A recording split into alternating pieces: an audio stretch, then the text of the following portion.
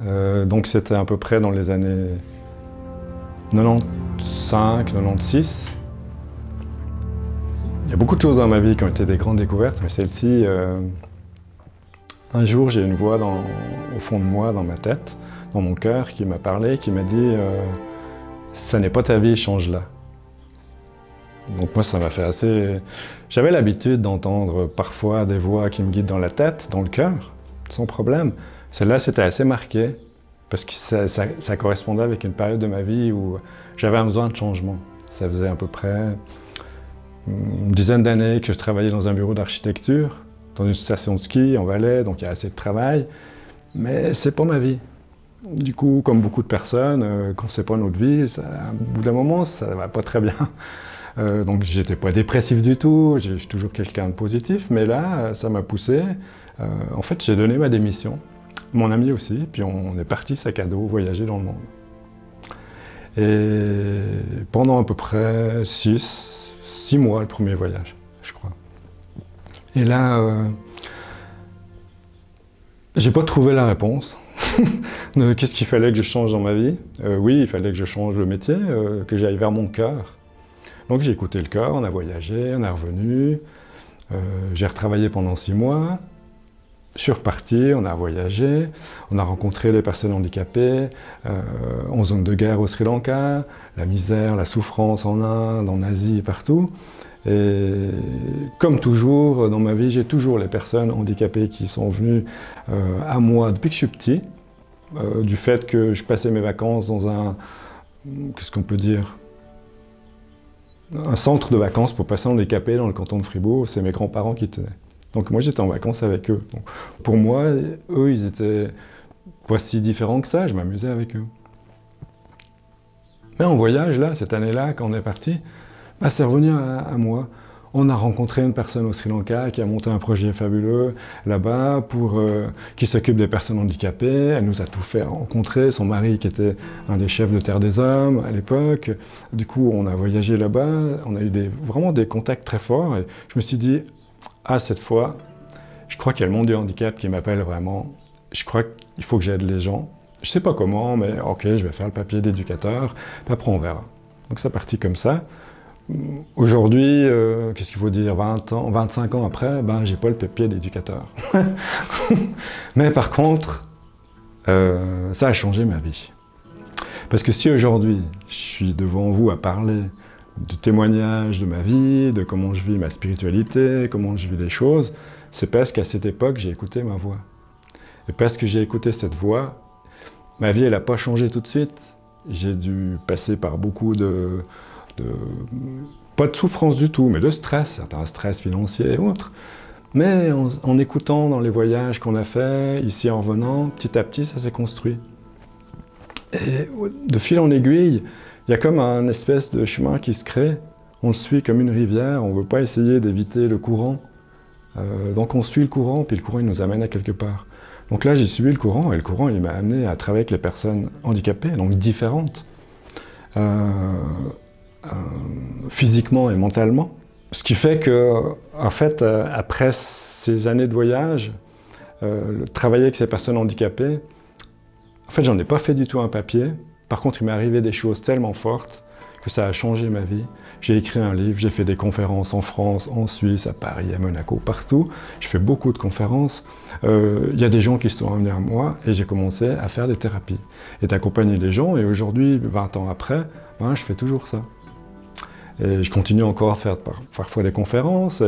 Et donc cette petite voix à l'époque qui m'a fait découvrir quelque chose d'assez important fait qu'aujourd'hui je suis là devant puis je témoigne.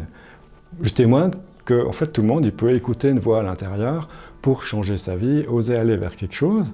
Puis quand on peut y arriver, c'est pas forcément facile. On y va, on fait le chemin, mais on est vivant. Mieux vaut qu'on soit vivant un peu plus extrême des fois que vivant parce qu'on n'est pas à la bonne place et on s'aigrit, on a le cerveau qui est sous-utilisé puis on va pas bien. Bon, bah, comme j'ai expliqué, il y a un chemin nouveau qui s'est créé, mais je crois que ça s'est jamais arrêté. Parce que tout le temps, il y a une espèce de voix à l'intérieur, sitôt qu'on est dans une habitude de vie, qu'on fige nos idées, nos croyances, nos habitudes, en fait, on a toujours l'envie d'aller vers quelque chose de différent. Comme une petite voix qui dit « mais pourquoi tu t'arrêtes à ça ?» Tu peux continuer, tu peux t'améliorer. Si tu médites, c'est pas parce que tu médites que tu es éveillé. Du coup, méditer, c'est pas forcément le Graal de l'évolution spirituelle. Du coup, chaque fois, on se remet en question sur comment on pense, comment on voit la vie. Donc, à l'époque, c'était très marquant parce que ça a permis de changer ma vie.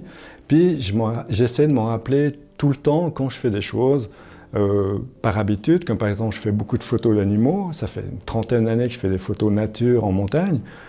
Ben, cette année, cette voix, elle était très forte, mais à quoi ça sert des photos? Pourquoi je fais des photos d'animaux? Qui c'est qui veut voir ça? Puis à quoi ça sert? S'il n'y a pas, c'est pareil.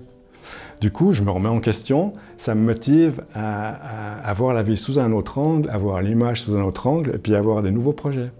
Parce que sinon, il y a le cerveau qui s'habitue à faire la même chose que hier, avant-hier, et puis on n'évolue plus. Et c'est un des problèmes du cerveau humain, de tomber dans une habitude comme ça, de répéter sans cesse les choses. Et au bout d'un moment, on n'arrive pas. Ça nous donne une espèce de paix intérieure d'être assis sur des choses qu'on connaît, mais en fait, on est moyennement vivant, et c'est une paix qui n'est pas, qui est pas durable, c'est une paix momentanée parce qu'on a quelque chose qu'on aime faire. Alors cette chose qu'on aime faire, elle nous donne la paix, mais si on ne l'a plus, on n'a pas la paix. Donc on n'est pas en paix. On a la paix que parce qu'on a une chose qu'on connaît.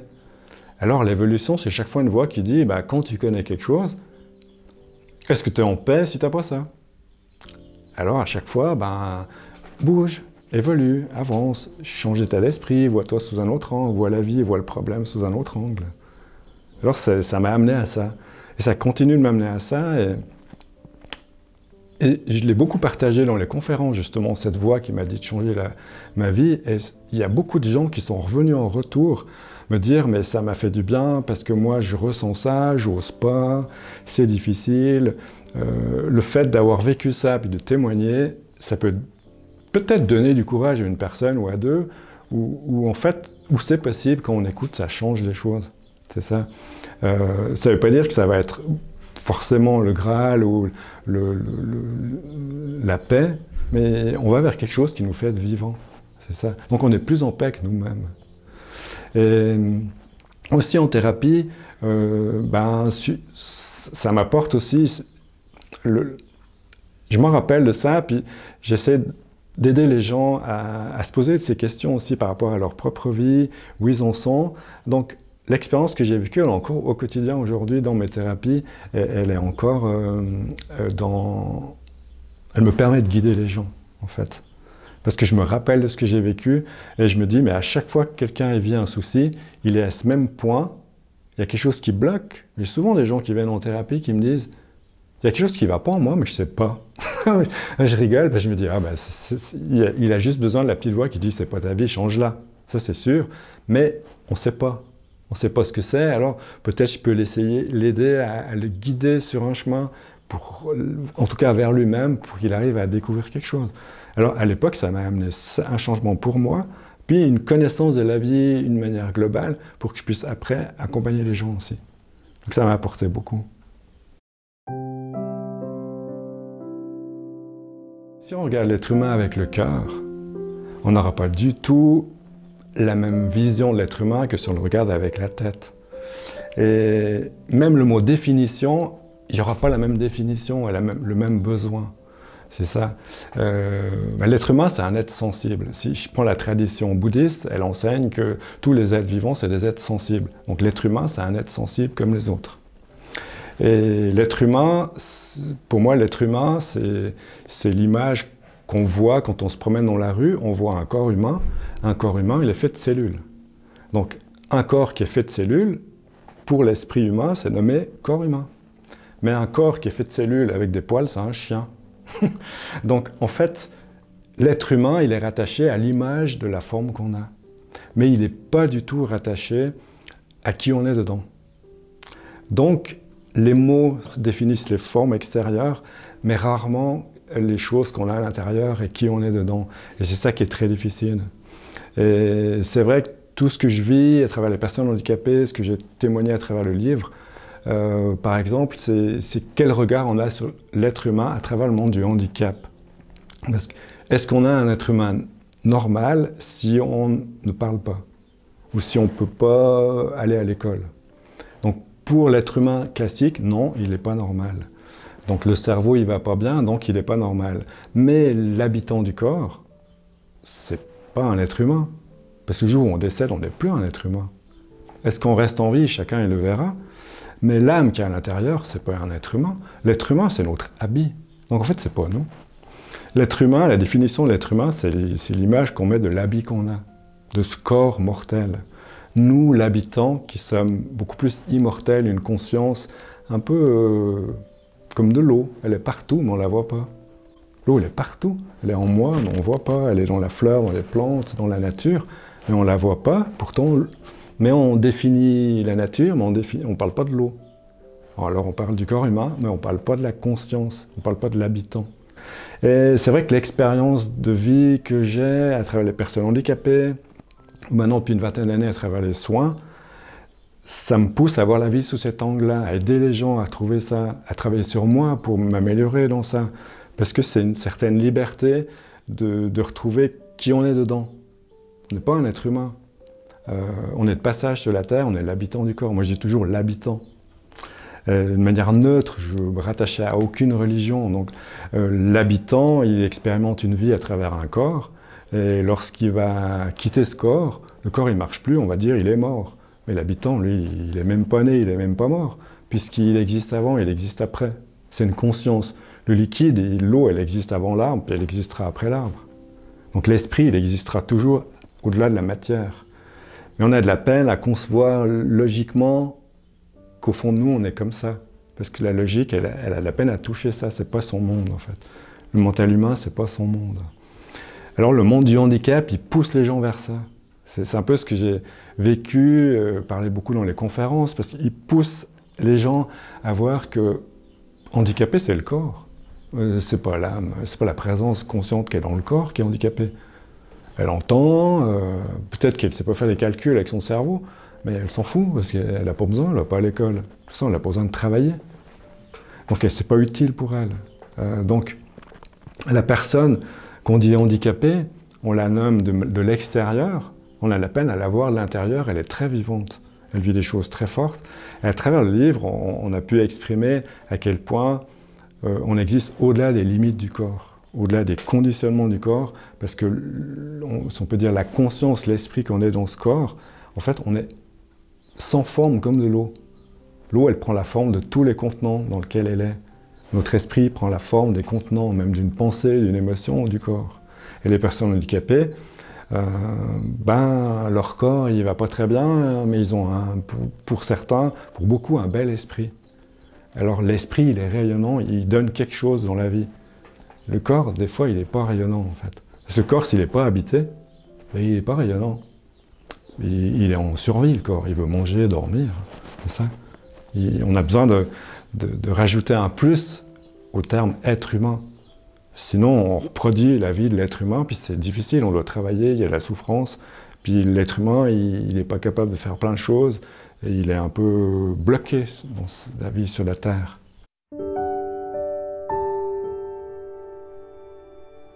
Je ne sais plus qui c'est qui disait « l'univers peut se trouver dans une goutte d'eau » ou un grain de riz. La définition de l'univers, pour moi, tel que l'esprit humain il l'a, l'univers c'est tout ce qui est visible. C'est toute la matière qui est visible n'importe où. Ça rejoint la définition de l'être humain. L'être humain, c'est la définition de ce qui est visible. L'univers, pour moi, l'univers, avec une vision plus multidimensionnelle, ça tient compte de tous les plans invisibles que les sens humains, logiques et mentaux, ils ne peuvent pas aborder, que seuls les sens du cœur, ils peuvent aborder avec beaucoup d'empathie et de compassion. Mais si on ne l'a pas, c'est pas grave si on n'aborde pas ça. Ce qui est important, c'est d'avoir l'empathie et la compassion. Mais on sait que l'univers, il est vaste, tout est interconnecté. Aujourd'hui, les sciences, ils parlent les neurosciences, les sciences quantiques, les nouvelles sciences biologiques. Ils ont beaucoup de recherches qui montrent les interconnexions à tout ce qui existe. Ça va très vite. au niveau des particules, au niveau des atomes, au niveau de la conscience. Donc, je ne sais pas s'il faut faire un dessin de l'univers, je ne sais pas, c'est un énorme serveur où il y a tout qui est interconnecté. Et chaque être humain, c'est un serveur local. Un cerveau, c'est un serveur local qui peut rester local, ou alors il se connecte au grand cerveau. S'il se connecte au grand serveur local, tout d'un coup, il se rappelle qu'il fait partie de l'univers. Il accède à beaucoup de données. Mais il accède à des données qui ne sont pas logiques humainement, mais qui sont logiques pour la vie. Alors, on est vivant dans la vie après, quand on sait connecter notre cerveau local. Donc, notre cerveau local, c'est un serveur local, mais qui se connecte au grand serveur. C'est une vision assez multidimensionnelle, mais en même temps, c'est une vision très technique, logique.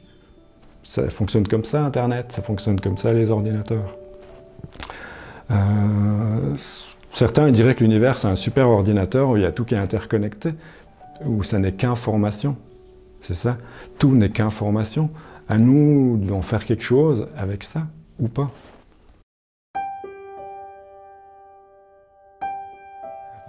Il n'y a pas un sens à la vie, à mon avis. Moi, je parle de l'expérience que je vis, à travers ce que j'ai vécu, ce que je relate dans le bouquin, à travers mon expérience personnelle, la guidance de milliers de gens en thérapie. Il n'y a jamais une vie, une expérience de vie ou une définition à la vie, mais je crois qu'un début de la vie, c'est d'être vivant. Donc, on est vivant quand on gagne de l'argent, on est vivant quand on aime les gens, on est vivant quand on tue quelqu'un. Sauf que ce n'est pas les mêmes valeurs et il n'y a pas la même conscience là derrière. Donc, à un moment sur la Terre, on va se rendre compte qu'un des buts de la vie, c'est de se sentir vivant, mais de réveiller l'habitant. Ça serait de réveiller, de prendre conscience qu'on n'est pas que ce corps, on est plus que ce corps-là, et que quand on est plus que ce corps-là, il y a notre cœur qui parle. Et notre cœur, ça serait un petit peu le cerveau et le messager de l'habitant qu'on est. Cette conscience lumineuse, on dirait ça comme ça, un peu multidimensionnelle. Et cette conscience-là, elle a envie d'être vivante sur la Terre. Parce qu'elle a envie, un des buts de la vie, c'est d'être en équilibre. C'est de vivre les choses comme elles doivent être vécues, où il y a un équilibre qui est maintenu. Tout dans l'univers est en équilibre. Si le soleil il se refroidit, ben ça modifie la vie sur la Terre. Si on enlève la Lune, ben ça modifie toutes les orbites des planètes de notre système solaire, puis ben nous, on est mal barrés. Du coup, ça montre qu'on ne peut pas modifier un paramètre sans perturber un autre quand on observe l'univers, le grand. C'est la même chose en nous. Donc, je crois qu'un des buts, je pense à ça souvent, je le dis des fois, souvent dans les cours que je fais, s'il y aura un but à la vie, c'est de prendre soin de la vie. Je crois que si on prend soin de la vie sur Terre, je crois que c'est déjà pas mal comme motivation à une vie sur Terre. Je prends soin de la vie sur Terre. Donc, ça ne veut pas dire la vie humaine, hein. Ça veut dire la vie en général, les plantes, la planète, on prend soin de la vie. Parce que c'est comme si on a reçu une énergie de vie pour s'occuper de la vie, comme si on est un jardinier de la vie. Si on ne fait pas ça, alors on prend soin du compte en banque, par exemple. Ben, on a aussi le droit de faire ça, mais sauf qu'on se déconnecte quand on fait ça. On vit dans un système fermé sur lui-même. Quand le cœur il commence à s'ouvrir, lui, il veut prendre soin de la vie. Il y a quelque chose d'absolument naturel à vivre ça. On ne peut pas tolérer les souffrances qu'il y a sur la Terre, des souffrances gratuites ou des injustices. Donc en fait, on veut prendre soin en aidant ceux qui souffrent. On appelle souvent l'empathie, ça, avec la compassion, parce qu'on veut aller prendre soin d'eux. Mais en fait, on veut prendre soin de la vie tout court. Puis quand on prend soin de la vie tout court, ben, je crois que on vit une bonne vie. On comprend, on intègre dans nos actions, dans nos pensées, qu'on a envie d'être vivant. D'être vivant dans le cœur, mais pas d'être vivant forcément dans la société politico-économique, et d'être un acteur et d'avoir une certaine hiérarchie là-dedans, et puis de réussir là-dedans. Mais il n'y a aucun problème, on est en paix, on peut le faire, mais on n'oublie jamais qu'on a un cœur qui a envie de prendre soin de la vie. C'est ça. On peut jamais... On n'a pas envie d'écraser quelqu'un, on n'a pas envie de faire du mal à quelqu'un pour gagner de l'argent. Parce qu'en faisant ça, on prend pas soin de la vie. Donc on se sent, c'est comme si on ne respecte pas les valeurs de la vie, l'équilibre naturel de la vie. Ça.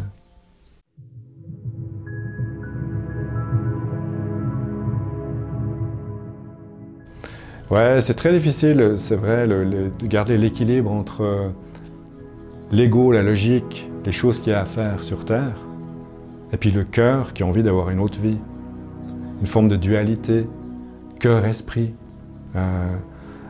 Et c'est quelque chose qui revient tout le temps chez tout le monde que j'ai en thérapie. C'est des questions qui reviennent tout le temps dans les conférences. Comment je peux faire pour avoir un bon équilibre en ce que je dois faire puisque je suis? C'est ça, c'est vrai qu'on est dans une société sur Terre collective, en Suisse, on a un certain fonctionnement. Ce fonctionnement collectif, on y tient compte. Mais en même temps, comment s'épanouir, comment être joyeux et trouver le bonheur en notre cœur, comment nous écouter, nos besoins, nos désirs, nos envies, le côté artistique qu'on aurait.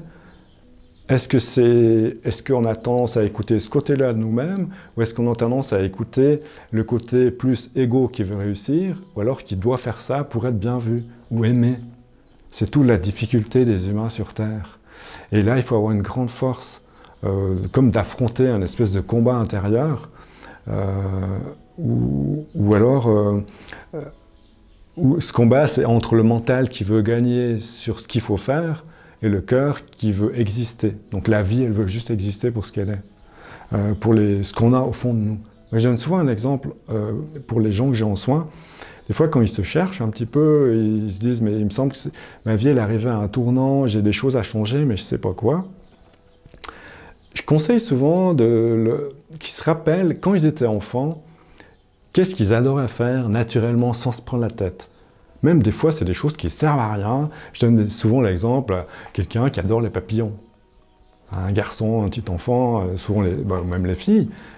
Ah, j'adore les papillons, il veut étudier les papillons, il va regarder les papillons. Puis je dis à cette personne adulte aujourd'hui, pourquoi tu as arrêté de faire ça? Est-ce que tu aimes encore les papillons?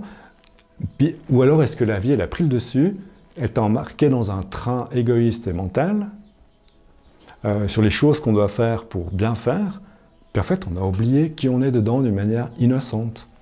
Alors, quand on a envie de bouger notre vie et changer, on se rappelle les choses qu'on faisait quand on était petit, et puis on les reprend, puis on les refait démarrer quand on est adulte.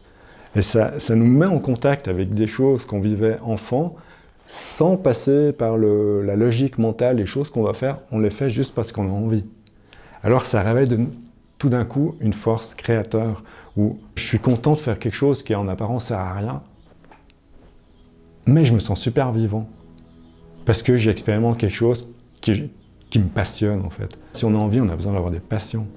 Sinon, on fait les choses automatiquement, mentalement. Si on a une passion, on est plus dans le cœur, et puis quand on se lève le matin, on a envie d'évoluer, puis on est pris dans une passion, ça peut tenir longtemps dans la passion.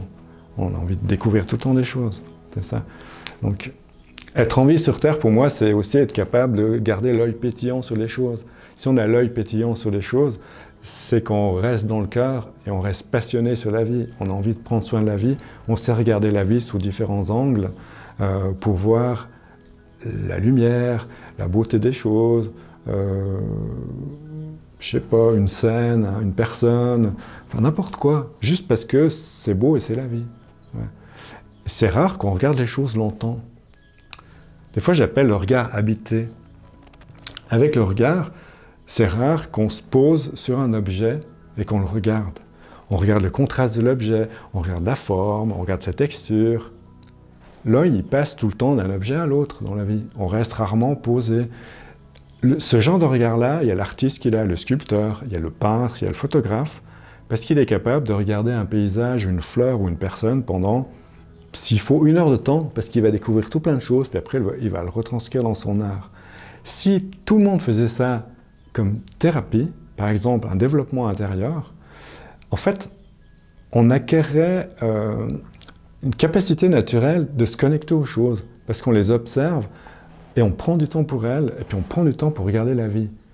Et le travail du quotidien, d'avoir une famille, d'avoir une maison, d'avoir un travail à faire, en fait, on n'a jamais le temps de faire ça. On a toujours des choses à faire. Donc en fait, on court après le temps parce qu'on n'a jamais le temps de regarder la vie. Et puis quand on regarde la vie, il y a quelque chose qui se passe dedans. Automatiquement, on se connecte à quelque chose de plus grand. Chacun, il va vivre ça dans son cœur. Et puis quand on ressent ça, on ne peut pas vivre sans ça. Et si on vit que dans l'ego, au pire, ou alors dans ce qu'on doit faire mentalement, ou les croyances ou les peurs, on n'a pas le temps de faire ça. Ce n'est pas une priorité. On doit absolument calmer nos peurs, avoir de l'argent, réussir pour la famille, n'importe quoi. Tous ces conditionnements-là, mentaux et émotionnels, c'est ça.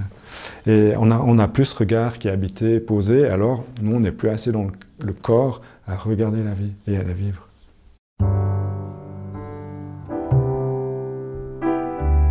C'est vrai que dans ce tiraillement de cœur et raison, comme tu le dis là, il y a un fort conditionnement chez l'être humain qui, quand il est, entre guillemets, dirigé par ce conditionnement, il n'a pas l'impression qu'il fait faux. Parce que tout conditionnement, il a un point de départ qui est inconscient, c'est ça le problème. Je te donne un exemple, admettons, je marche dans la rue, puis sur le trottoir en face de moi, je vois une personne qui arrive, puis je me dis « Ah non, moi je ne veux pas rencontrer cette personne, je ne l'aime pas ». Alors je me sens fort et libre. Moi je change de trottoir, puis je change de chemin. Je me dis « Je suis libre, je fais ce que je veux ». Mais dans ce cas-là, la personne, elle est dans l'ignorance d'elle-même. En fait, elle est enchaînée à un conditionnement qu'elle n'aime pas cette personne. Donc, elle n'est pas libre de changer de trottoir, elle est enchaînée au fait qu'elle n'aime pas cette personne. Donc, elle est dirigée par une émotion négative. Donc, elle n'est pas libre. Donc, dans la vie de tous les humains, quand on observe notre quotidien, on pourrait pratiquement rattacher tout ce qu'on fait à l'exemple là. On a l'impression qu'on est libre, mais il y a toujours un conditionnement qui est caché dans l'inconscient qui nous fait être comme ça. Soit par habitude, depuis le temps on a oublié comment ça s'est créé au départ, on a pu hériter de nos ancêtres, de nos parents, même ce genre de conditionnement facilement, il n'y a pas de problème. Ou alors on se l'est créé par peur ou par différentes expériences de vie, dans notre vie. Mais on est dans cette forme d'ignorance, parce qu'on ne sait pas se regarder vivre, alors on a de la peine à prendre conscience qu'on est dirigé par ce qu'on dirait ce conditionnement inconscient de nous-mêmes. Dans ce cas-là, le cœur, là, il est bloqué. Ça peut créer moi, je vois chez beaucoup de personnes, ça crée de l'angoisse. Ça crée une espèce d'angoisse très profonde qui se déclenche quand la personne, je sais pas, après plusieurs semaines, elle a accumulé des tensions dans son cerveau. Pourquoi? Parce que le cerveau, il doit gérer deux messages. Il doit gérer le message « Non, cette personne-là, je l'aime pas, je dois aller là-bas ». Puis le cerveau, il doit gérer le message « Non, mais je dois me dépasser, je dois évoluer ». Peut-être c'est pas le meilleur exemple pour ça. Prenons un autre exemple. Quelqu'un qui adore les pizzas, il a le message de son conditionnement « J'ai envie de cette pizza, de ce salé, j'en ai besoin aujourd'hui. Ce goût, je l'aime bien. » Puis en même temps, le cerveau, il a un deuxième message de son corps qui dit « Non, mais tu sais bien que le soir, ça ne te passe pas. Tu vas mal dormir. » Donc la personne, ça, elle sait. Mais en même temps, il y a quelque chose en elle, parce qu'elle a eu une mauvaise journée ou parce qu'elle est fatiguée, elle a envie de manger ça. Donc le cerveau, il se retrouve à traiter deux messages. Et tout cerveau qui traite deux messages, moi je vois bien en thérapie, ça crée de la fatigue, ça crée des toxines acides, et ça fatigue le système nerveux, le cerveau. Quand ça s'accumule très fort, ça peut donner des angoisses chez certaines personnes, qui ont certains, on dira des fois, manque affectif, ou même une simple accumulation, ça peut créer des angoisses. Donc en fait, ces tiraillements mental et émotionnel, entre le mental qui est conditionné et le cœur qui veut exister, il y a un effet sur le corps. Moi je le vois bien, il y a un effet sur le corps où le système nerveux il doit gérer deux messages. Un ordinateur, si on lui envoie comme quoi il doit traiter une photo en noir et blanc, puis en même temps il la fait en couleur, l'ordinateur il dit « Tu veux quoi? Tu la veux en couleur ou tu la veux en noir et blanc ?» On ne peut pas, sur une touche, on ne peut pas commander les deux trucs à la fois, on fait une chose après l'autre. Non, ben notre cerveau d'humain, dans la vie de tous les jours, il a envie souvent de faire deux trucs en même temps, mais qui sont opposés comme ça. Et ça va pas, et c'est un des problèmes que l'être humain est là. Et si on a la force, le travail sur soi, pour faire un travail mental, déjà d'observer ses conditionnements, d'observer comment on fonctionne, d'assumer ses points faibles, petit à petit on arrive à pas donner la main tout le temps au conditionnement inconscient. On arrive à passer la main au cœur qui dit non, moi j'écoute le cœur. Parce que si j'écoute le cœur, moi le soir si je mange une pizza, mon corps, je sais, il m'a déjà donné l'information, moi je vais mal dormir, je me fais une crise de foie, puis demain j'ai mal à la tête. Donc j'assume. Non, non, mais moi je m'en fous, je veux la pizza, donc je mange la pizza. Dans ce cas-là, on est faible, parce qu'on n'arrive pas à rester soi-même. Le mental, il est plus fort. C'est pas nous qu'on dirige notre vie, ça va être les conditionnements. Donc c'est pas drôle en fait. Donc au bout d'un moment, on est fatigué, le système nerveux on peut plus, ça crée des burn-out, ça crée des maladies auto-immunes, parce que ça, le corps il est tout le temps en train de s'adapter à quelque chose qui est en double message et en déséquilibre. Et ça c'est un des problèmes principaux actuellement, puisqu'il y a beaucoup de personnes qui ont un très fort ressenti dans le cœur, mais en même temps, on est issu de plusieurs lignées d'ancêtres, de conditionnement mental, émotionnel, des croyances. C'est très dur. Et il faut avoir beaucoup de force pour oser sortir de ça, voir que ça peut créer un problème et un impact physique même. Quelle est la nature de la réalité en fait? Quelle est la nature des voiles, des illusions qu'on a? Quel champ de conscience on a, quelle ouverture de conscience on a. Aujourd'hui, tout dans notre vie d'humain, dans la vie sur la Terre, nous oblige à prendre conscience de ça. Comment on voit la vie, comment on la comprend, qu'est-ce qu'on veut faire avec, où on veut aller. Et si on n'a pas une certaine clarté d'esprit, une certaine clarté de cœur, aujourd'hui, le cerveau et le cœur, ils ont besoin d'être unis pour ouvrir un nouveau champ de conscience. Ce n'est pas un champ logique, c'est pas forcément un champ où il n'y a que le cœur et il n'y a que le sensible, c'est un champ où il y a tout qui est uni. On peut être très dans la compassion et dans l'amour, dans l'altruisme, et puis on sait très bien utiliser la logique et puis inventer des choses très cartésiennes, il n'y a pas de problème. Donc ce champ de conscience, c'est vaste. L'illusion, comme elle est enseignée dans le bouddhisme, pour revenir à ça un petit peu, parce qu'ils disent tout est illusion, du coup ça peut être très mal compris. Parce qu'on peut se détacher complètement, on fait n'importe quoi, et de toute façon il y a tout qui est illusion. Non, c'est qu'on prend conscience, comme on disait avant par exemple, des conditionnements qu'on a, c'est une illusion de croire qu'on est libre de changer de trottoir, de faire ce qu'on veut. On n'est pas libre de faire ce qu'on veut, celui qui fume, il n'est pas libre de faire ce qu'il veut parce qu'il fume, il a besoin de la cigarette pour quelque chose, pour peu importe quoi. Donc en fait, lui-même, il est dans sa propre illusion. Quand on observe notre vie comme ça, on est toujours dans l'illusion de quelque chose. Même l'observation de la vie, et même la définition de la vie, comme on parlait avant de l'être humain, de l'arbre, on prend un arbre. On nomme l'arbre un arbre. Alors je regarde un bel arbre, c'est un chêne, qui est nommé arbre. Le mot arbre, ça définit ce chêne-là. Mais le mot arbre en lui-même, il ne définit rien du tout. Parce que quand on observe un arbre c'est un tronc. Un arbre, dans le tronc, il y a des liquides, il y a des tissus, il y a beaucoup d'eau. L'arbre, c'est des branches, l'arbre, c'est des feuilles, c'est des fruits. Enfin, il y a beaucoup de composants de l'arbre. Donc en fait, le mot arbre, il ne définit rien. Il n'existe pas en soi, parce que le mot arbre, il existe quand il y a plusieurs composants qui sont unis pour faire quelque chose. Mais là où ça devient compliqué dans le voile de l'illusion, c'est quand tu vas analyser chacun de ces composants, à son tour, chacun de ces composants, par exemple la feuille, elle-même, le mot feuille n'existe pas, parce qu'il définit un ensemble de composants. Donc tu vas dans la feuille, puis tu décris tous les composants, puis chaque composant, il a un mot qui définit un autre composant. En fait, tu démontes tout ce qui est vivant comme ça, tu arrives à la fin, ben il n'y a plus rien. Ça s'appelle la vacuité, puis on est là, ben c'est quoi qui existe? Donc c'est l'expérience de ce qu'on fait au niveau cognitif aussi sur Terre, il y a un arbre, je le touche. Mais ça crée une forme d'illusion. L'arbre, c'est ça. Non, l'arbre, c'est un collectif de choses.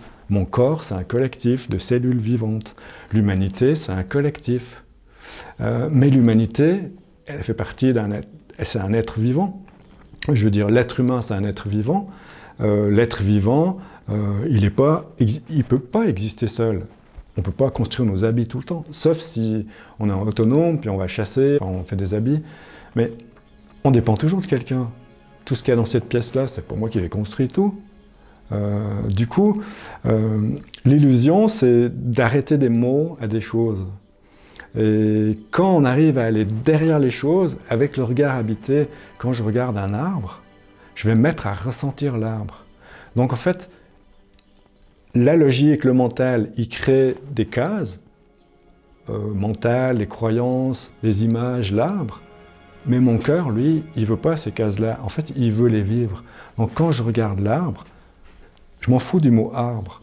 En fait, je vois la vie. La vie qui prend cette forme-là, où il y a beaucoup de vie ensemble qui s'est mis, quand je la regarde et que je me connecte à elle, moi je ressens quelque chose. Peu importe que je sois un homme ou une femme, Stéphane ou n'importe qui, je suis un être vivant, en fait. Je suis une conscience vivante qui me lie avec un autre bout vivant. Cette union, elle me fait vivre quelque chose dedans. C'est très fort, alors je me sens vivant. Mais ça ne sert à rien au niveau de la politique, par exemple, au niveau de l'économie.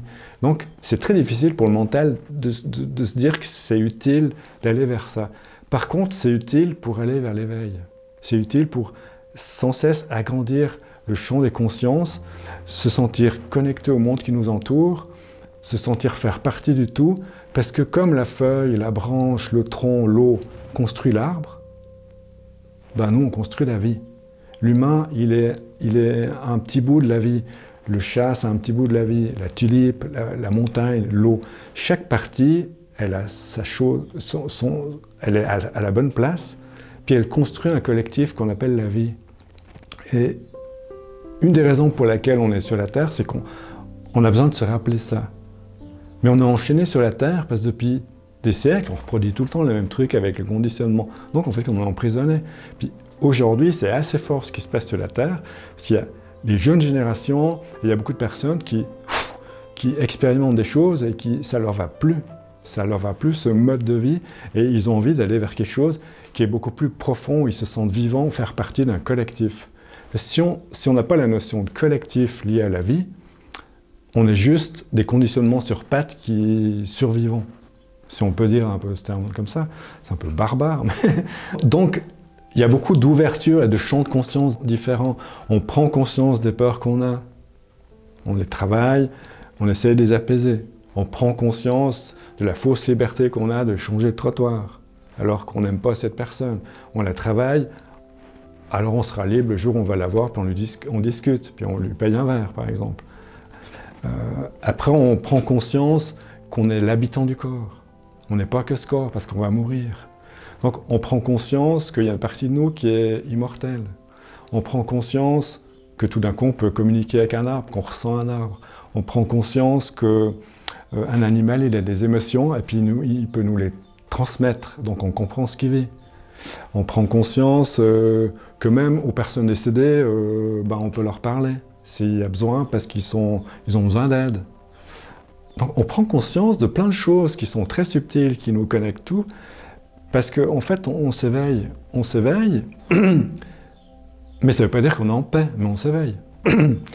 Le jour où on est en paix avec nous-mêmes, le jour où on est en paix avec ce qui se passe, puis qu'on s'éveille naturellement, on va vers ce qu'on appelle l'éveil. Donc c'est le déconditionnement. Le jour où on n'a plus de conditionnement, je crois qu'on touche à une certaine liberté.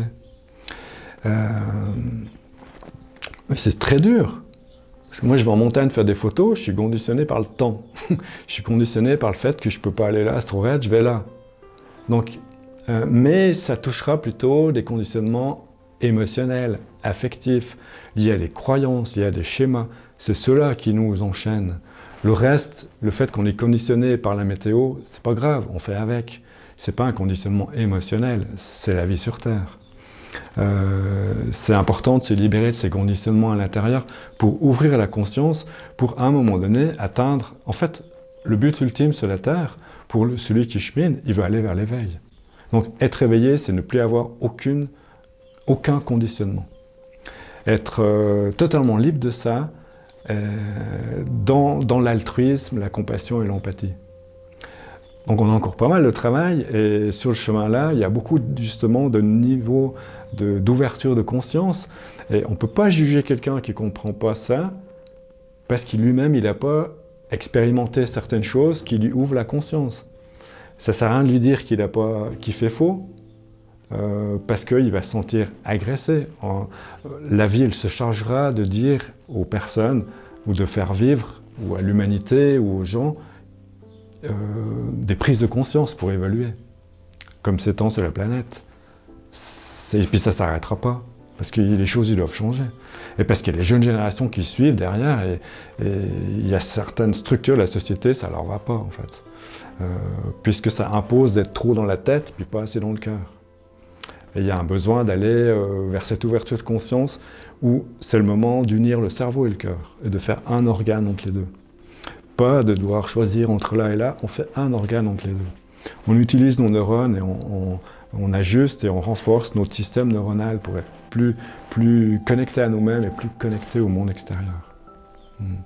Ça, dans les neurosciences, ils commencent à parler de ça, ils vont assez loin. Notre système neuronal à l'intérieur, c'est un ordinateur, tout est interconnecté, ça va vite, et ce système-là, si nous on sait s'y connecter, après on peut l'utiliser pour se connecter au monde extérieur et avoir un ressenti d'appartenance à quelque chose, donc d'être vivant. Mais pour ça, c'est vrai qu'il y a des étapes. On prend conscience qu'on est limité, qu'on a des conditionnements, qu'on est tiraillé entre le cœur et la raison. Ça, c'est bon signe. Ça veut dire qu'on est en chemin, ça veut dire qu'on s'éveille. Parce que sinon, on ne serait pas tiraillé. Parce que nous, on se dit, moi je suis juste, moi je fais ça, point. Parce que non, les animaux, ils ne souffrent pas. Une fois, j'ai entendu un scientifique qui disait mais non, les animaux, ils n'ont pas d'émotion. Quand on envoie un coup de pied dedans, c'est parce que c'est le bruit que ça fait comme un ballon quand on shoot dedans. J'ai vraiment entendu ça, là, un scientifique. Donc là, il y a un niveau de conscience à vivre ça. Il expérimente ça, mais il y en a d'autres qui ont un niveau de conscience où ils savent que les animaux, ils sont bourrés d'émotions, en fait. Et qu'ils ont des familles, et puis qu'ils s'aiment, et puis qu'ils sont touchés quand il se passe des choses. Il n'y a qu'à aller avec eux, puis vivre ça, puis on se rend compte. Donc, chacun dans sa vie, où il est sur la Terre, le but, c'est d'aller vers cette ouverture de conscience, tout en étant naturellement dans le cœur, dans la compassion, l'altruisme. Mais ça s'indique aussi dans le cœur de nous-mêmes, dans l'altruisme, de s'écouter soi-même. C'est ça. Parce que si on ne s'écoute pas soi-même, on ne peut pas écouter les autres. Donc si on est dans l'altruisme, on est dans l'altruisme que nous-mêmes, on est construit de différentes parties qu'on doit aussi écouter. Parce que l'arbre, il écoute la feuille, parce qu'il y a toutes les parties qui connectent entre elles dans l'arbre pour que l'entité arbre, elle puisse rester en vie. À nous de faire la même chose que la nature, comment on est capable de rester connecté à nous-mêmes, à chaque partie de nous-mêmes, pour qu'ensuite on puisse être mieux en vie. C'est ça. Alors il ne faut pas oublier aussi l'ouverture de conscience vers nous-mêmes. Il y a vers l'extérieur, la place que j'ai, l'appartenance que j'ai face à l'univers, au monde, aux êtres sensibles qui sont autour de moi, et puis la place que j'ai par rapport à tout ce qui est vivant au sein de moi-même, parce que je suis l'habitant, et puis mon corps c'est ma maison, et toutes les parties, elles ont des choses à dire. Donc c'est un équilibre entre l'intérieur et l'extérieur. Mais le travail, il est principalement à l'intérieur, pour modifier l'extérieur.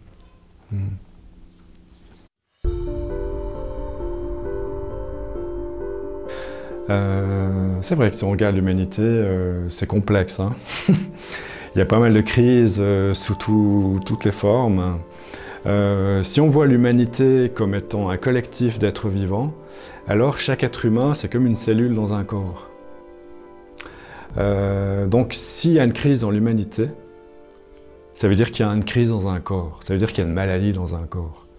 Donc il y a le système immunitaire du corps, il y a le système de connexion, de santé du corps, qui envoie un message « Ouh, ça va pas bien, j'ai une maladie, il y a quelque chose qui est déréglé ». Actuellement, les crises qu'on a dans l'humanité, elles montrent que l'humanité, elle est malade. Elle est désunie. Si nous, on n'est pas unis à notre corps, on va tomber malade parce qu'on ne l'écoute pas. Si l'humanité n'est pas unie dans une certaine mode de pensée, elle va tomber malade. D'ailleurs, c'est étonnant parce que aujourd'hui, la technologie, la médecine, elle est elle est au top du top, il n'y a jamais eu autant de malades, il n'y a jamais autant de cancers. Maladies auto-immunes, des choses où la médecine, le point de départ, ils ont de la peine à trouver. Ils font face avec des médicaments chimiques pour apaiser les crises dedans, sans aller à la racine. Mais nous, on fait la même chose dans la société, on fait face à beaucoup de crises. Donc on va trouver pas des médicaments chimiques, mais là on va trouver des trucs politico-économiques pour apaiser, mais on ne va jamais à la racine du problème. Donc en fait, ça continue. Ça continue, si on ne va jamais à la racine du problème dans un corps, ben, par-dessous le corps, ça continue. Je peux donner un exemple très concret d'une personne que j'ai eu une fois en soins, qui a eu un cancer. Donc ils lui ont enlevé un organe et ils lui ont remplacé l'organe par un autre. Et comme ça, il est sécurisé, le cancer, il est loin. Mais cette personne, après, elle a eu plein de métastases. Puis elle vient voir quand elle a plein de métastases, puis elle ne comprend pas pourquoi il y a les métastases. Donc elle est traitée pour ça, comme il faut, par la médecine, pas de souci.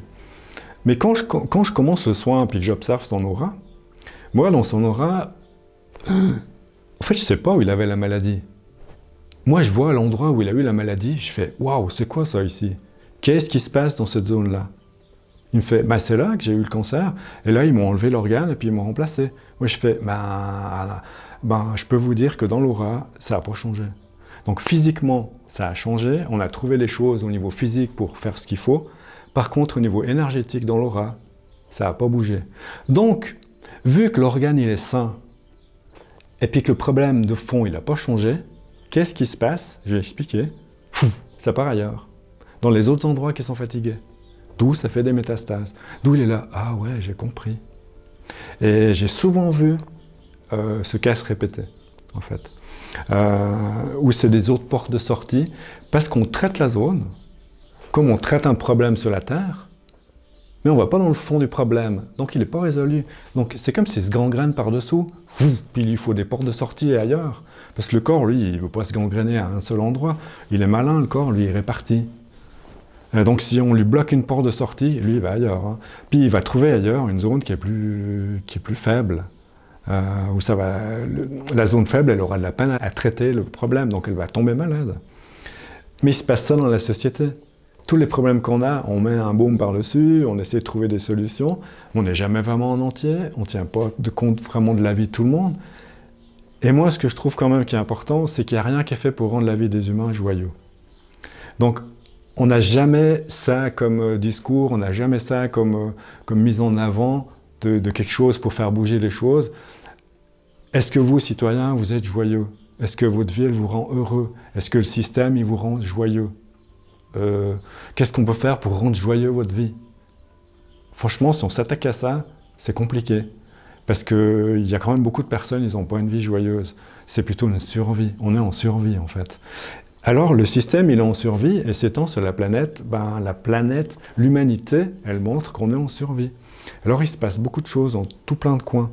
Il y a même la planète elle-même qui montre que nous-mêmes, on interagit avec la planète. Donc on précipite la pollution, certains ils vont dire qu'on précipite un changement climatique, peu importe. En fait, on a un effet sur le monde extérieur. Il n'y a qu'à voir ces temps avec le confinement que le monde il a. La nature, elle n'a jamais aussi bien que maintenant. Il y a plein d'animaux partout qui reviennent. En fait, il y a plein de changements au niveau de la pollution qui se passe. Donc on voit l'impact qu'on a, mais très fort en fait. Et s'attaquer aux problèmes de fond, c'est pas facile, parce qu'il y a des intérêts politico-économiques. Donc ça montre qu'on n'est jamais ensemble. Et tant qu'on ne réunit pas le cerveau et le cœur, l'humanité, elle va vivre des choses compliquées, parce qu'on est quand même sur Terre pour cheminer spirituellement. On n'est pas sur Terre pour cheminer que hiérarchiquement et administrativement, dans la logique mentale. On est quand même sur Terre pour cheminer en tant qu'âme, esprit ou âme, peu importe, dans une évolution intérieure personnelle. C'est un des buts du passage sur Terre qui est comme une école. Là, le système montre que l'école, il y a un problème. C'est ça. Et ça, on pourrait débattre longtemps là-dessus, c'est vrai. Mais c'est bien de faire la comparaison entre le système extérieur et le système du corps, parce qu'on comprend bien. Si on cache les choses dans le corps, en plaçant un baume par-dessus, sans aller au fond, ça va sortir. Si on fait ça, la même chose dans la société, ça va sortir d'une autre manière. Donc, sans cesse, on va être ballotté ici et là, il va y avoir des stress ou des guerres, pour montrer qu'il faut changer. C'est ça. Ou alors, on n'arrive pas, ben la ville s'en chargera. Puis le virus qu'on a eu maintenant, ben il y en aura un qui sera 10 fois plus fort. Puis là, ça fera le tri, puis ça mettra de l'ordre. Comme il y a eu le tsunami qui a tué beaucoup de personnes en une fois, comme il peut y avoir un tremblement de terre, comme il y a un astéroïde qui vient, puis c'est fini. Hein. Donc nous, on n'est pas grand-chose. C'est ça. Donc on doit se rappeler qu'on n'est pas grand-chose, que si on regarde l'univers, la planète, c'est même pas un grain de poussière. Et puis nous, on met des très grandes importances à des pensées. Donc, il faut apprendre aussi à relativiser, à avoir un champ de vision beaucoup plus détaché comme ça face à la vie et l'univers, puis à se dire, mais c'est important les choses qu'on fait pour le futur. Qu'est-ce qu'on laisse aux enfants? Qu'est-ce que j'ai envie de créer de positif et de bien sur la Terre pour participer à l'amélioration de cette crise? Même que chacun, il peut le faire là où il est. On n'est pas tous dans le milieu politico-économique. C'est clair, mais si tout le monde dessous, il change, le système, il changera par-dessous, en fait. Toutes ces crises, elles vont démontrer le besoin de l'humanité de revenir vers la source, vers son individualité intérieure. Ça a souvent été nommé une âme. L'âme, elle a toujours été rattachée à la lumière, elle a toujours été rattachée au plan spirituel. Donc, sans une forme de notion d'évolution intérieure, spirituelle, sans être lié aux religions, mais intérieure, entre soi, sa connexion, c'est difficile d'évoluer dans l'humanité. Donc, un des premiers pas, c'est de se rappeler que de toute façon, on va mourir. Puis qu'on ait peur ou pas, ben on va mourir. Donc, autant qu'on fasse face à ça, concrètement, puis qu'on se rappelle qu'on va mourir, donc on n'en a pas peur. On peut avoir peur comment on va mourir, mais c'est notre corps, c'est notre habit qui meurt. Moi, l'habitant, je pourrais me connaître si je fais des sorties du corps, je vois mon corps, je me dis « Oh, ben c'est cool, je peux sortir du corps, donc vu que je sors du corps, j'existe sans mon corps. » Sauf qu'il n'y a pas beaucoup de personnes qui font des sorties du corps. Donc si on ne fait pas une sortie du corps pour prendre conscience de ça, ou il y a d'autres personnes, ils sont décédés. Il y a des morts cliniques, des NDE, il y en a beaucoup. Ils passent de l'autre côté. Et puis on leur dit, c'est pas ton moment, tu redescends. C'est même limite banal sur la Terre, comme expérience. Mais les personnes qui ont fait ça, ils savent qu'en bas, c'est pas la réalité. Ils savent qu'il n'y a pas que ce monde-là. Donc ils sont remontés à la source. Et la source, elle est au-delà de la matière, elle est au-delà du visuel, elle est au-delà des illusions, elle est au-delà des concepts mentaux humains et tout ce qui met en boîte comme ça. La source, elle appartient, cette réalité, elle appartient du domaine de l'intérieur. De l'habitant que je suis, cet être, on peut dire ça, cet être de lumière multidimensionnel qui habite ce corps et qui, lui, a une toute autre vision de la vie. Et si l'humanité tant que chacun il ne se réveille pas par rapport à ça, il jouera son rôle d'humain dans une vie d'humain sur la Terre qui est créée pour les humains. Donc c'est comme s'il ne pensera pas qu'on peut grandir, évoluer et aller à la source. Et c'est vrai que les crises actuelles sur la Terre, elles nous obligent à aller à la source. Qu'est-ce que tu veux manger? Pourquoi tu manges les animaux? Pourquoi tu tues les animaux pour les manger? Est-ce que tu es obligé de manger? Il y en a qui se posent cette question-là. Il y en a, mais pas du tout, ils s'en foutent. Puis chacun il a ses petites crises à lui pour retourner vers son être intérieur. Et je ne crois pas qu'on puisse évoluer, trouver quelque chose de positif, de créer quelque chose de bien pour les générations futures, si on ne tient pas compte qu'on est l'habitant du corps et qu'on a beaucoup d'amour, qu'on a envie de protéger la vie, puis qu'on a envie d'offrir quelque chose de sain et d'équilibré aux générations d'après. Donc on se fait manger soi-même par le système. C'est ça. On a créé un système qui fonctionne très bien, mais qui emprisonne dans les peurs, la logique et les conditionnements. Alors on a de la peine à sortir et à retrouver la source de qui je suis.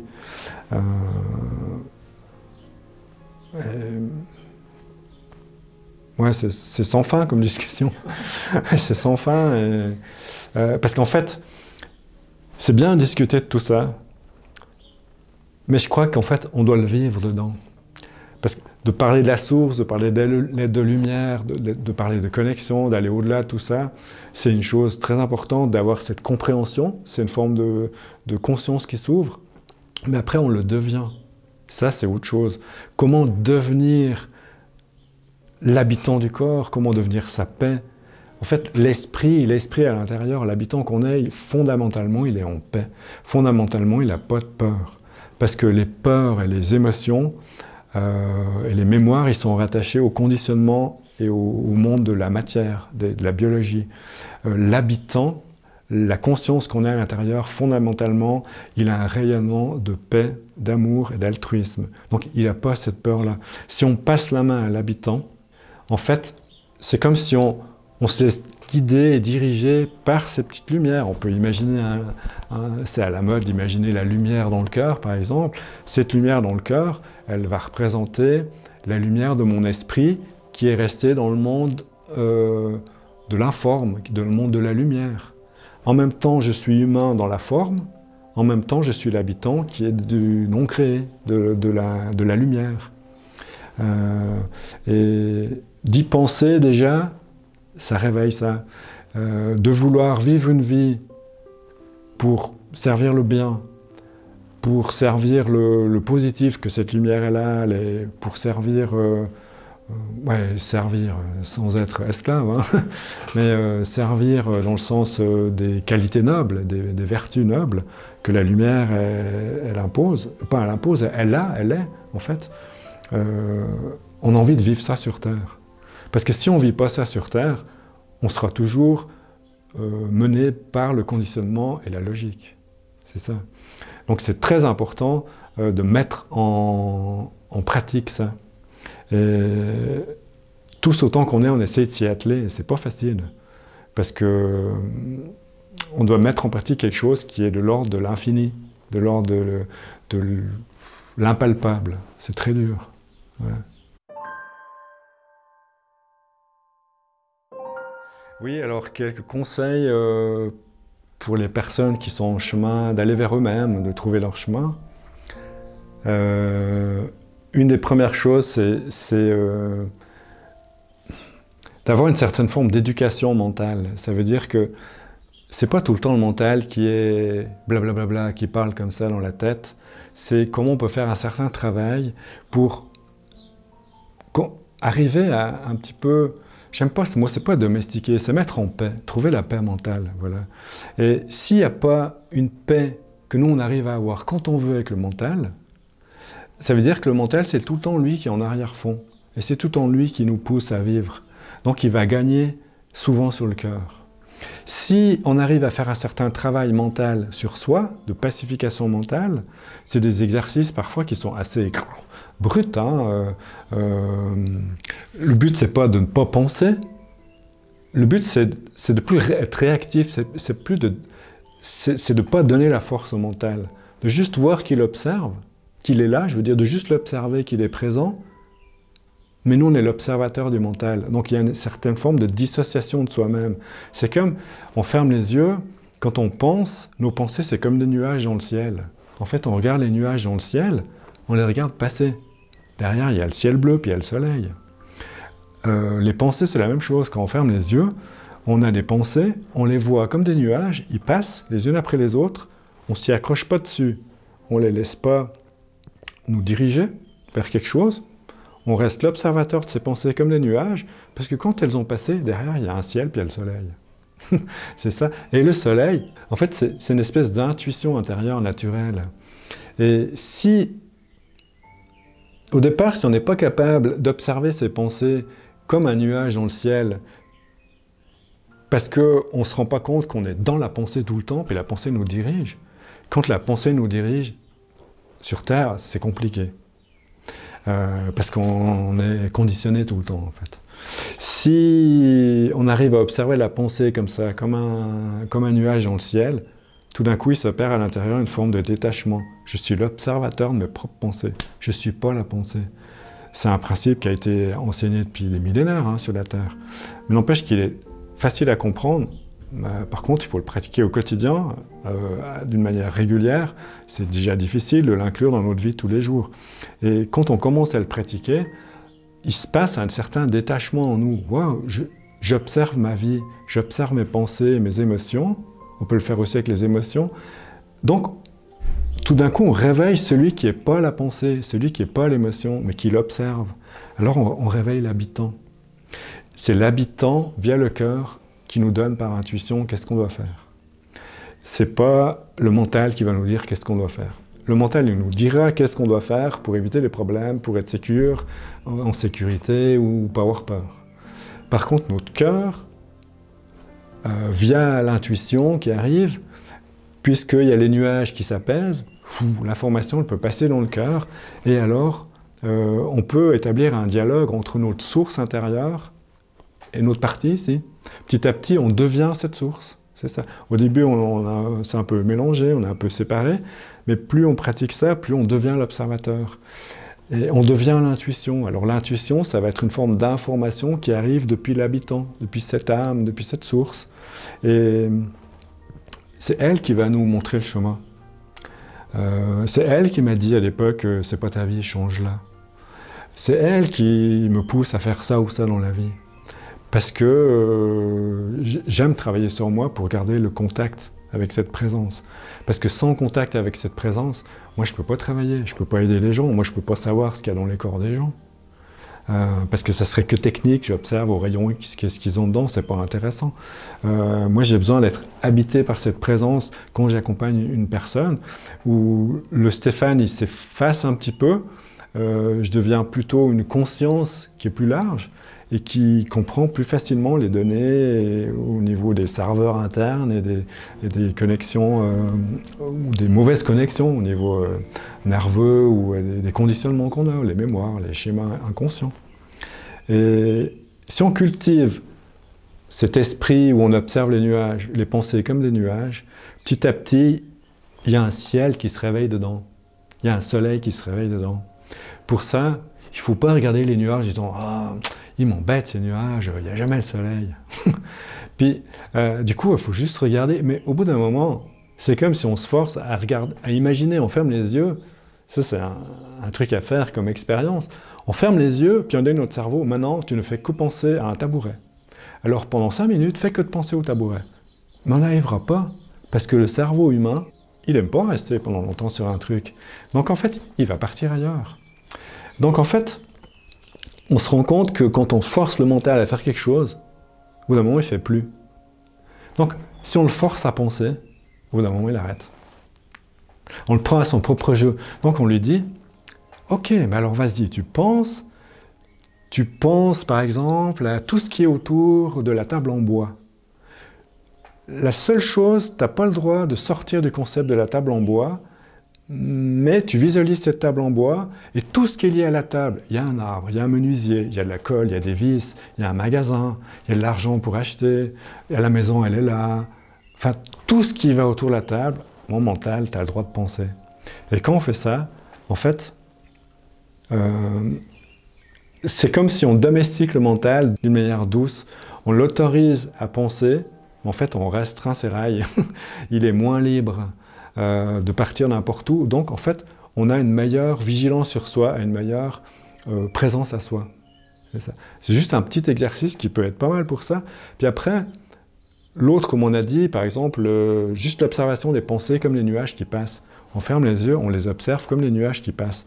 C'est très difficile, on ne va pas réussir à faire longtemps ça, hein, au début.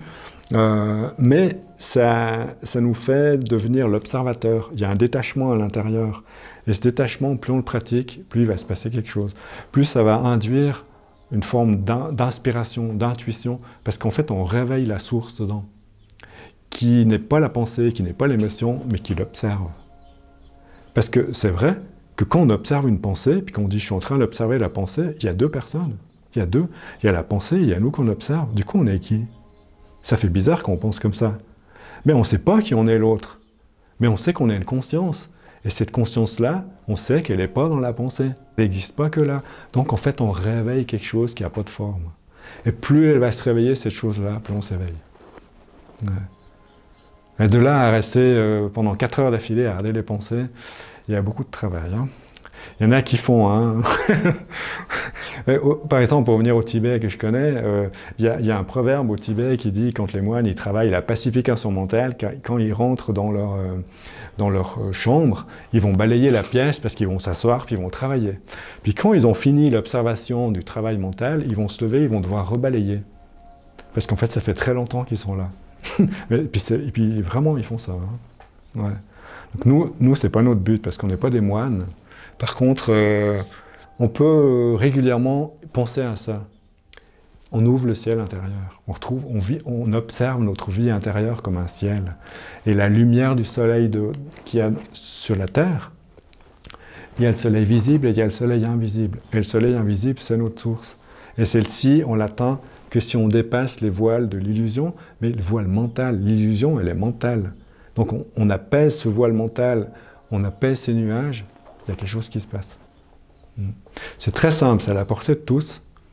Ça ne fait pas tout, on ne va pas être réveillé avec ça. Hein.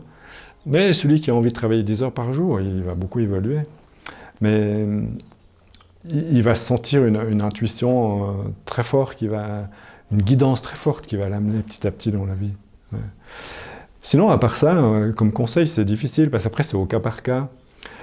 Chacun suivant ce qu'il vit, chacun les blocages qu'il a, mais on doit avoir confiance qu'on est capable de faire ça, que c'est un état naturel, qu'on n'a pas d'effort. En fait, on n'a pas d'effort à faire pour être qui on est dedans. On a un effort à faire pour quitter ce qui ne va pas. C'est ça. Parce que ce qu'il y a dedans, ça a toujours été là, ça ne bouge pas. La présence à l'intérieur, notre pur esprit, il n'a jamais changé. Nous, on s'est positionné ailleurs dans les consciences. Le travail qu'on a à faire, c'est pour se sortir de ça.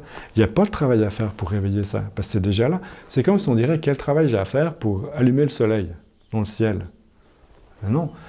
Donc il y aurait un travail à faire pour réveiller le soleil dedans, c'est qu'il faut enlever les nuages. C'est ça. Et quand on a enlevé les nuages, quand on reste comme ça, on est dedans. Et après, ça va évoluer, en fait. Il y a beaucoup de stades différents. Ouais.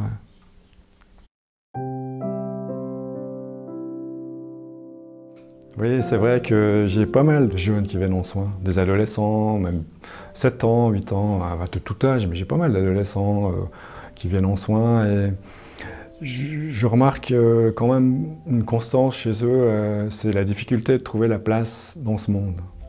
Les jeunes générations aujourd'hui, ils ont une très grande richesse dedans, parce qu'ils ont le cœur et le cerveau qui sont connectés.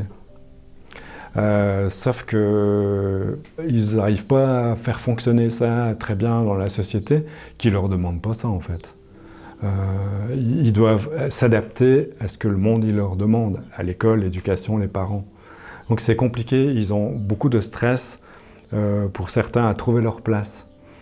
Puisque quand ils voient le monde de l'humain, comment il fonctionne, ils voient un monde où il y a quand même beaucoup de choses, on parlait de crise avant, il y a beaucoup de crises existentielles dans la vie sur Terre, de guerres, de choses qui sont très difficiles. Et quand ils voient ça, ils se disent « moi je dois grandir pour accéder à ce monde-là ». Ah ouais, super, j'ai pas envie. Donc en fait, il y a une grande majorité qui se réfugie dans les technologies et les jeux. C'est normal, parce que ça fait leur monde. Parce que c'est un monde qu'ils peuvent plutôt gérer par rapport à ce monde-là qui n'est pas très intéressant. Donc, s'il y a un des conseils que je peux donner souvent, c'est qu'il faut parler, il faut dire ce qu'ils ressentent.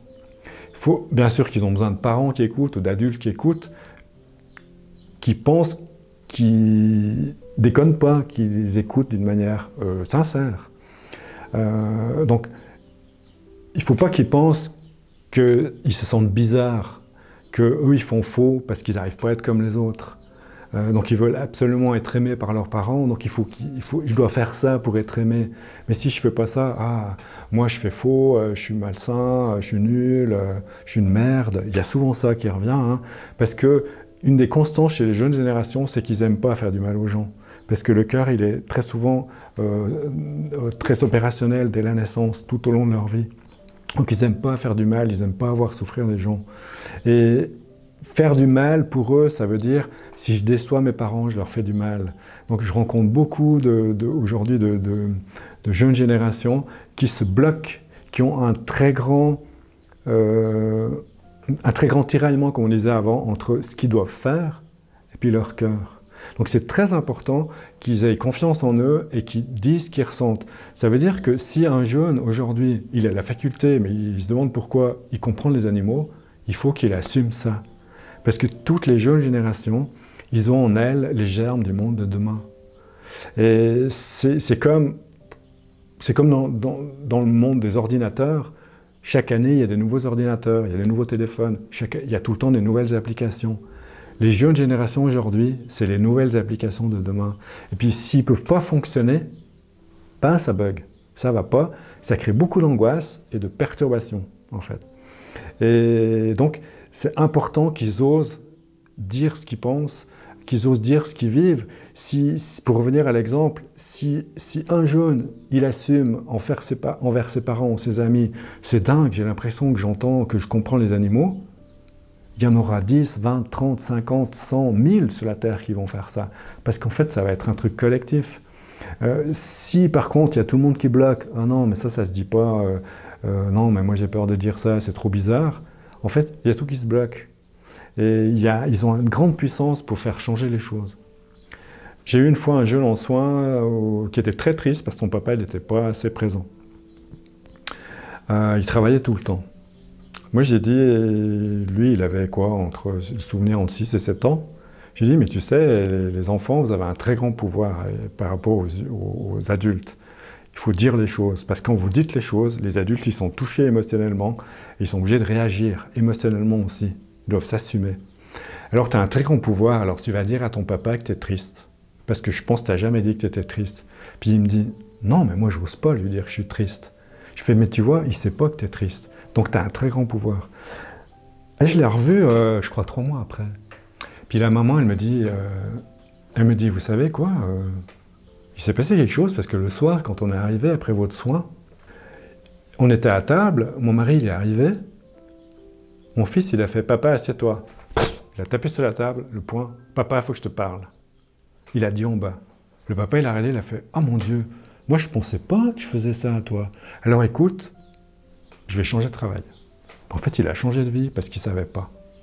Juste parce que l'enfant, il ne voulait pas déranger, parce qu'il ne voulait pas dire qu'il était triste. Et les jeunes générations aujourd'hui, ils ont de la peine à dire les émotions très fortes qu'ils vivent parce qu'ils ont toujours l'impression qu'ils dérangent les adultes qui sont déjà assez stressés dans leur vie.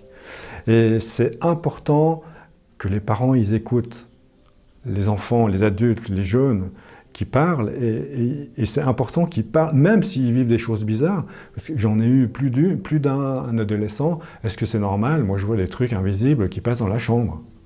Moi, j'ai l'impression que je vois passer des morts à travers les murs. Je fais, ben oui, tu vois le monde des personnes décédées.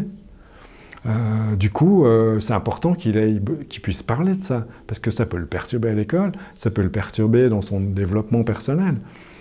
Du coup, s'il n'en parle pas à ses parents, lui, il se bloque. S'il en parle à ses parents, il oblige ses parents à s'ouvrir. Donc les jeunes générations, ils obligent les adultes à s'ouvrir. Le monde de l'adulte, ça serait Windows 6, puis eux, c'est Windows 14. En fait, c'est la nouvelle application. C'est important d'avoir de nouvelles applications pour changer le monde. Parce que autrement, on ne fait que de répéter le vieux. Et les jeunes générations, moi je les appelle des fois les nouvelles consciences, c'est eux qui viennent ensemencer le monde, des nouvelles idées, de nouvelles manières de voir la vie. Donc il ne faut pas garder ça dedans. Même si on a l'air bizarre. Parce que autrement, moi, j'aurais jamais parlé de ça. Tout ce que j'ai dit là, moi, j'ai l'air bizarre. Mais c'est pas grave, parce que mieux vaut être bizarre que mal dans sa vie. Je fais de mal à personne quand je dis ça. Je juge personne et peu importe. Donc en fait, à dire ce qu'on vit dedans, on fait de mal à personne. On partage les choses. C'est ça. Alors je conseille aux jeunes générations de faire ça et de garder toujours leurs yeux pétillants sur la vie. D'une manière générale, ils aiment protéger la vie. Ils n'aiment pas faire du mal au monde, aux animaux. Donc, s'ils assument ça, ils vont créer, eux, ils ensemencent un beau monde pour demain. Dans 2 ou 3 générations, c'est eux qui seront à gérer le monde. C'est ça. Donc, il ne faut pas qu'ils gardent dedans. Ils ont comme un petit diamant, en fait. Ouais. Donc, c'est eux la mise à jour. C'est ça. Il y avait un proverbe qui disait Dieu, il fait toujours confiance à l'être humain puisqu'il fait naître régulièrement des enfants sur la terre. le jour où il ne fait plus naître d'enfants sur la Terre, c'est qu'il a plus confiance, puis le plan il va se terminer. Je ne sais plus où j'avais lu ça. Donc chaque enfant qui arrive, il amène du nouveau. Donc si le système qui est ancien, il ne veut pas du nouveau, donc le système il veut quoi? Du coup, c'est vrai qu'il y a beaucoup de jeunes générations, ils sont mal à cause de ça. Et on a la croisée des chemins entre les nouvelles générations, à l'image de Greta, qui sont au taquet et puis qui poussent, parce qu'elle assume ça, parce qu'elle met du nouveau, elle dérange tout le monde, mais elle s'en fout en fait. Parce qu'elle n'a rien à perdre, parce que si elle ne fait pas ça, elle trouve que sa vie, elle ne sert à rien. Mais elle a raison. Et du coup, autant y aller, autrement ça ne bouge pas. Donc, qu'ils soient écoutés par les adultes. Plein d'enfants ici, quand ils me disent des choses, ils sont super contents que moi, adulte, ils discutent comme ça avec eux, puis ils ne discutent même pas comme ça avec des parents. Et puis ça leur fait super du bien, puis après ils sont tous détendus. Ouais. Il manque ça en fait. Si on veut créer un joli monde, enfin un monde qui... Enfin il tourne, il est joli le monde. La Terre elle est belle. L'humain il est complexe.